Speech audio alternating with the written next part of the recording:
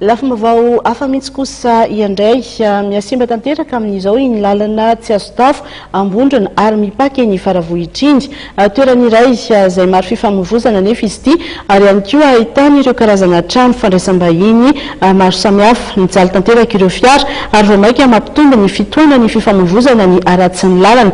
Misy ihany koa moa ireo manodidina no miezaka manotitra ireo lavadavaka anefa dia tsy ampy izany miantso ny fandraisana tanan'ny komina Antananarivo renivohitra sy ny fitondram-panjakana mba hijery akaiky ny lalana iny ireo mpampiasa azy ity sy ireo mipetraka eny amin'ny manodidina. Anisan'ny faritra iray izay tena misy ireo trano fandraisam-bahiny mampandroso ny fizahantany sy ny toe-karena matsy iny toerana iny ka tsy tokony atao ambany zavatra araka nambaran'ireo mponina eny amin'ny toerana. Manatontosa hetsika ara-tsosialy samihafa kosa ny solombavambahoakan'ny Vondrozo Randrianasolo Pauline hoentina manampy ireo mpiara-belona aminy. Tamin'ity indray mitoraka ity dia ny akany Soafonenana Amboatavo Itaosy no nisitraka n'izay hetsika ara-tsosialy notonisainy izay. Ny akany Soafonenana Amboatavo Itaosy no nosafidian'ny solombavambahoaka Pauline Randrianasolo nanaovana hetsika ara-tsosialy. Akany izay misahana zaza sahirana sy kamboty izay raisina an-tanana saingy mbola misedra olana trany. Vary, lafarinina ary lela-vola no nentin'ny solombavambahoaka nanoanana ireto ankizy sahirana ireto.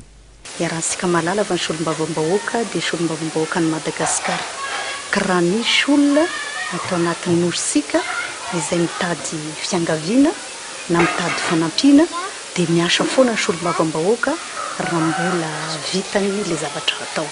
Fa indrindra moa raha ity centre ity miresahana dia mampianatra sy mitaiza ankizy eo amin'ny 20 izy ity izay ankizy sahirana no kamboty ka dia na eo ary izay mahasolombavambahoaka zay mahareny ny tena ihany koa dia ohatrany tsy mety amin'ny saina sy mieritreritra ny tsy hitondra izay anjara brika mba zay zaka ny tena hanampiana an'ireto ankizy ireto fa dia ireo any tena ho avin'ny firenenasika. Tsy mora nefa ny mikarakara ireto ankizy ireto raha ny fanazavan'ny tompona andraikitry ny akany satria mbola tojo fahasahiranana izy ireo amin'ny lafiny kojakoja sy ny fampitaovana.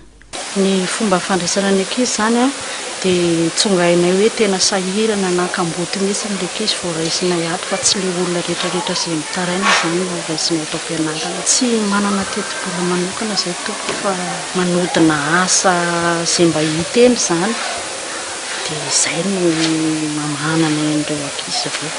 Maro ireo toerana mandray an-tanana ireo zaza sahirana sy kamboty saingy olana trano ny fametrahana ny fidiram-bolan'izy ireo entina mampihodina azy ireny.